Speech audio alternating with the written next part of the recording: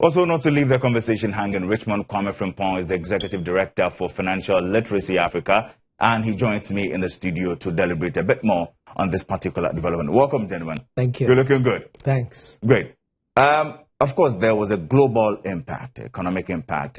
Some countries saw recession, are still seeing that, finding it difficult to actually get back or meander their way through, particularly middle-income countries. And of course, Ghana, we are no exception to that particular category or space. But we are getting the sense that we are going to see a deficit double, beyond the legal limit. Per your assessment, your outfit's assessment, how is it that we are going to see that? How is it happening? Well, I thank you and good afternoon to all our viewers. From our point of view, we think it is a global pandemic and the financial consequences cut across every continent. Apart from Antarctica, every continent has been affected.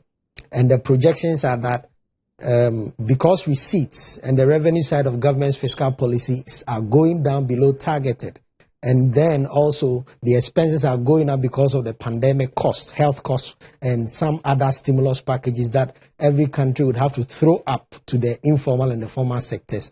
Definitely fiscal deficit is not going to be an issue to discuss because every country will probably see it, particularly in a point where the whole world is experiencing a depression compared to that of like the 2008 during the financial crisis.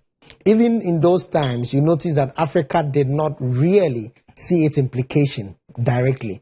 But now Africa is being hit so well by this pandemic. And so I think fiscal deficit should be managed. We can't run away from fiscal deficit.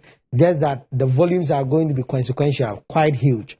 And we want to say that because we can't do much about it, and particularly for the projections of the UN and even the IMF, Africa should be ready to fix it through the formalization of the informal sectors, where majority of our businesses and even GDP growth is channeled through. And that is how we want the government approaching the media review to probably even look at how they can round up the next half of the year. Great. Speaking of which, we saw reports from the World Bank and even from the African Development Bank suggesting that about 45 million people in the African continent, particularly the sub-region, including Ghana, are going to be shifted towards the extreme poverty range. And because of the impact, we are still seeing that. Now, how should the industry players, the business community, address the situation so we can actually get to rope out quite a number out of the poverty bracket?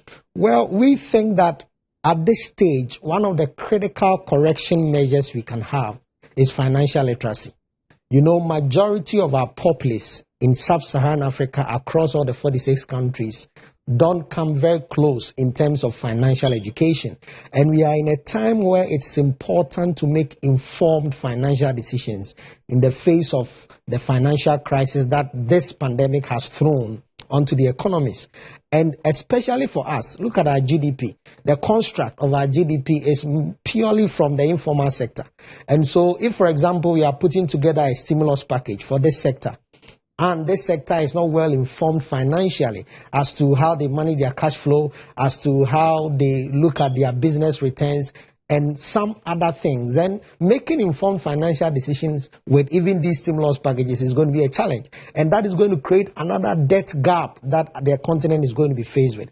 So we think one critical thing that must be done now is financial literacy, not even just for the informal sector, but even for the formal sector, for informed financial decisions that can help every individual to become financially well. All right. Thank you very much, Richmond Kwame Frimpong. There is the Executive Director for Financial Literacy Africa.